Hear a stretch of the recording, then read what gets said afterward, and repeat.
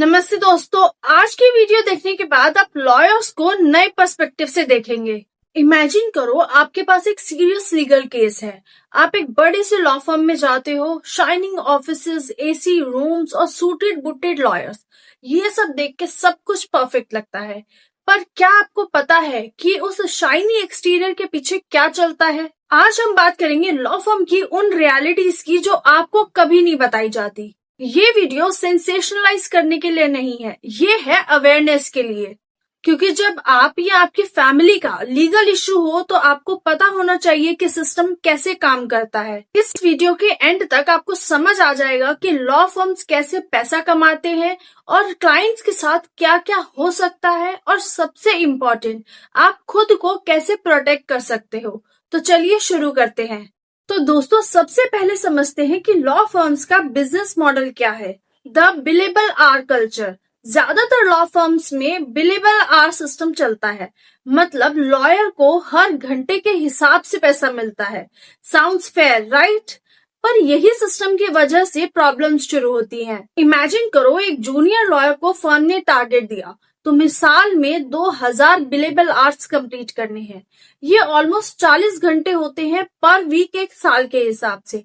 अब अगर उसका टारगेट मिस हो गया तो उसका प्रमोशन नहीं होगा, बोनस नहीं मिलेगा और हो सकता है वो अपनी जॉब भी खो दे। And now real pressure point. अब सोचो, दिसंबर का महीना है, एक लॉयर के पास 1800 आवर्स ही कंप्लीट हुए हैं, अभी भी उसके पास 200 आवर्स की कमी है। तो अब ऐसे में क्या होगा? प्रेशर में कुछ लॉयर्स शॉर्टकट्स भी लेते हैं, जैसे कि एक काम जो 30 मिनट्स में हो सकता है उसे 1 आवर बिल कर देते हैं, अननेसेसरी मीटिंग्स शेड्यूल कर लेते हैं, सिंपल सी ईमेल्स लिखने में भी घंटे चार्ज कर देते हैं, सेम रिसर्च को मल्टीपल क्लाइंट्स को बिल कर देते हैं। बट यस, मैं ये नहीं कह रही कि सभी लॉयर्स ऐसा करते हैं, बट ये सिस्टम इटसेल्फ एक प्रेशर कुकर जैसा है जिसमें एथिकल बाउंड्रीज ब्लर हो जाती हैं। इंडिया में एक सीनियर लॉयर 10,000 से 50,000 रुपए पर आवर तक चार्ज कर सकते हैं, तो कॉर्पोरेट लॉयर्स तो 1 से 2 लाख रुपए पर आवर भी ले सकते हैं। तो अगर बिलिंग में थोड़ा बहुत फ्लेक्सिबिलिटी आए तो क्लाइंट्स को लैक्स का फर्क पड़ सकता है। अब बात करते हैं पैसों की। जब आप किसी लॉयर को हायर करते हो तो यूजुअली आप रिटेनर फी देते हो, ये एक एडवांस पेमेंट होती है। अब बात करते हैं रिटेनर सिस्टम की। फॉर एग्जाम्पल, आप 2 लाख रुपए रिटेनर देते हो। अब ये पैसा एक सेपरेट अकाउंट में जाना चाहिए जो क्लाइंट ट्रस्ट अकाउंट कहलाता है, और लॉयर को पैसा तब लेना चाहिए जब उसने एक्चुअल काम किया हो। पर रियलिटी में क्या होता है, कई बार रिटेनर अमाउंट अनक्लियर रहता है, कितने काम के लिए है ये स्पेसिफाइड नहीं होता। लॉयर्स रिटेनर खत्म होने के बाद भी पैसा नहीं बताते, डिटेल्ड बिलिंग स्टेटमेंट्स नहीं दिए जाते, एंड मिसलेनियस चार्जेस के नाम पर एक्स्ट्रा पैसा काट लेते हैं। अब हाल ही में बार काउंसिल ऑफ इंडिया ने 2024 में नोटिस इशू करे थे against lawyers who were misusing clients funds।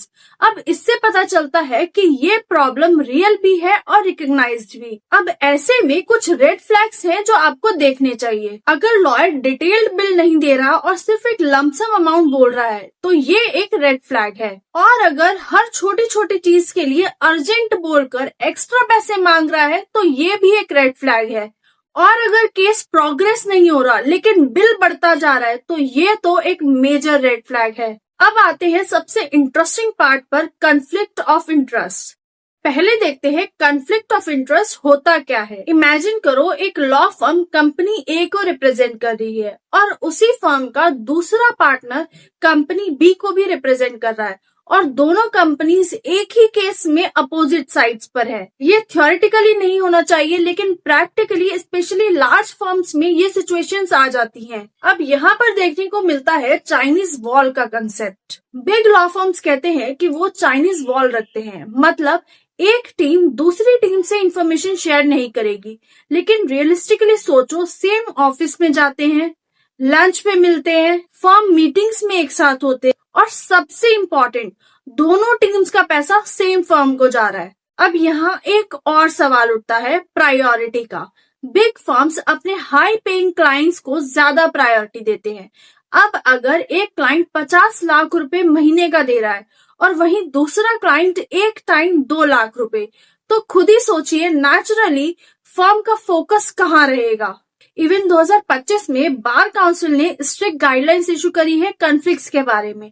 अब फर्म्स को एक्सप्लिसिटली क्लाइंट्स को बताना होता है अगर कोई पोटेंशियल कॉन्फ्लिक्ट है, बट एनफोर्समेंट वो अभी भी क्वेश्चन मार्क है। दोस्तों, एक और कॉमन सिनेरियो है जो आपने शायद मूवीज में भी देखा हो, द सेटलमेंट गेम। क्लाइंट चाहता है केस फाइट करना, बट लॉयर कहता है देखिए सेटलमेंट कर लेते हैं, कोर्ट में टाइम लगेगा, पैसा लगेगा और रिस्क है। नाउ कई बार ये जेन्युइन एडवाइस होती है, सेटलमेंट एक्चुअली बेटर ऑप्शन हो सकता है, लेकिन कई केसेस में लॉयर की अपनी मोटिवेशन होती है सेटलमेंट के लिए। अब बात करते हैं why lawyers push settlements. First है क्विक मनी। ट्रायल्स में इयर्स लग सकते हैं और सेटलमेंट में तुरंत पैसा आ जाता है और अपने नेक्स्ट केस पे मूव कर सकते हैं। सेकंड है lace work. Court appearances, arguments, research सब बचता है सेटलमेंट में। थर्ड है रिस्क फैक्टर। अगर ट्रायल में हार गए तो लॉयर की रेपुटेशन को भी फर्क पड़ता है। Fourth is contingency fee structure. कुछ लॉयर्स परसेंटेज पे काम करते हैं, उन्हें सेटलमेंट का 20 से 30% मिलता है, तो जल्दी से जल्दी सेटलमेंट करना उनके लिए फेवर में होता है। मान लो आपका केस स्ट्रांग है पर लॉयर आपको 30 लाख में सेटल करने को कहता है। अब अगर वो 30% ले रहा है तो उसको क्विकली 9 लाख रुपए मिल जाते हैं।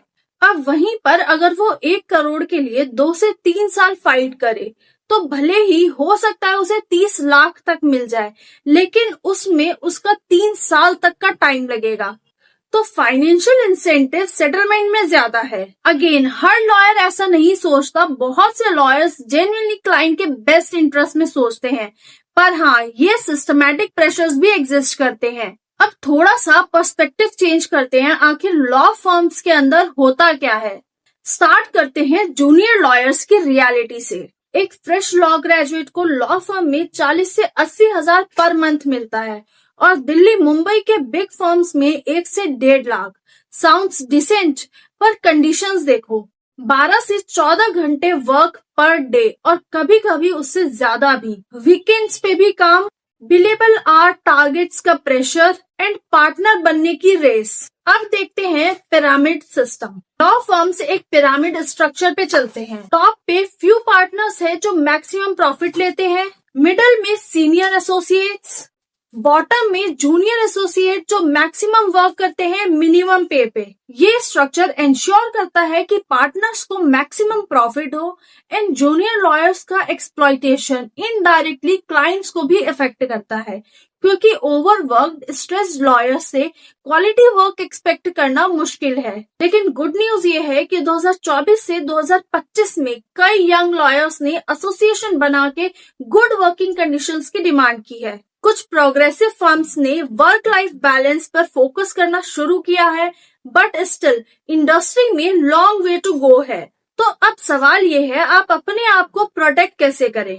लॉयर हायर करने से पहले कुछ चीजें ध्यान में रखें। पहला है रिटन अग्रीमेंट इज मस्ट। हर चीज लिखी हुई होनी चाहिए, फीस स्ट्रक्चर क्लियर होना चाहिए, स्कोप ऑफ वर्क डिफाइंड होना चाहिए एंड रिटेनर पॉलिसी एक्सप्लेन्ड होनी चाहिए। एंड सेकेंड है आस्क दीज क्वेश्चंस। मेरा केस स्पेसिफिकली आप हैंडल करेंगे या जूनियर एसोसिएट? एंड बिलिंग कैसी होगी, आर फी, फ्लैट फी या कंटिजेंसी? एंड कितने टाइम में रेजोल्यूशन एक्सपेक्टेड है? एंड लास्टली, क्या आपका फर्म अपोजिट पार्टी को भी रिप्रेजेंट करता है? थर्ड है regular communication. Monthly billing statements मांगो, केस अपडेट्स रेगुलरली लो एंड हर एक्सपेंस को वेरीफाई करो। एंड फोर्थ है आपके राइट्स। आपको डिटेल्ड बिल मांगने का पूरा हक है। अगर सेटिस्फाइड नहीं है तो लॉयर चेंज कर सकते हैं और ग्रीवेंस है तो स्टेट बार काउंसिल में कंप्लेन कर सकते हैं।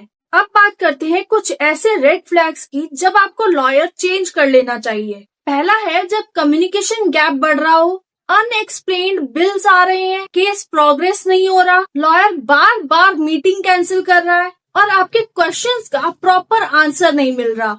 अब आपके पास लॉयर के कुछ ऑल्टरनेटिव्स भी हैं, जैसे legal aid services government provide करती है लो इनकम ग्रुप के लिए। डिस्ट्रिक्ट कोर्ट्स में लीगल एड सेल्स होते हैं and online legal consultation platform भी अवेलेबल है फॉर इनिशियल एडवाइस। तो दोस्तों, ये थी लॉ फर्म्स की रियलिटी चेक।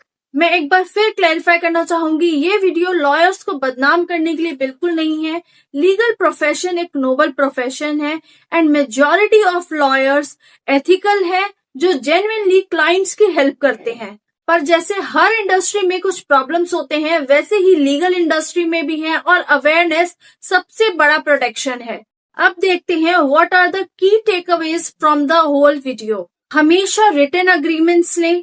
क्वेश्चंस पूछने से शर्माए ना, आप पैसा दे रहे हैं, आपका हक है क्वेश्चन करना। रेगुलर अपडेट्स लें अपने केस की, और अगर कुछ गलत लग रहा है तो स्पीक अप करें। लॉ और जस्टिस सिस्टम हमें प्रोटेक्ट करने के लिए है, लेकिन उनका बेनिफिट लेने के लिए हमें खुद भी अवेयर और अलर्ट रहना होगा। अगर ये वीडियो हेल्पफुल लगी तो लाइक करें और शेयर करें, ताकि ये इन्फॉर्मेशन और लोगों तक भी पहुंच सके। और अगर आपके पास कोई स्टोरी या लीगल एक्सपीरियंस है तो कमेंट्स में शेयर करें, बाकी व्यूअर्स को भी हेल्प होगी। और हाँ, सब्सक्राइब करना मत भूलिएगा for more such informative content.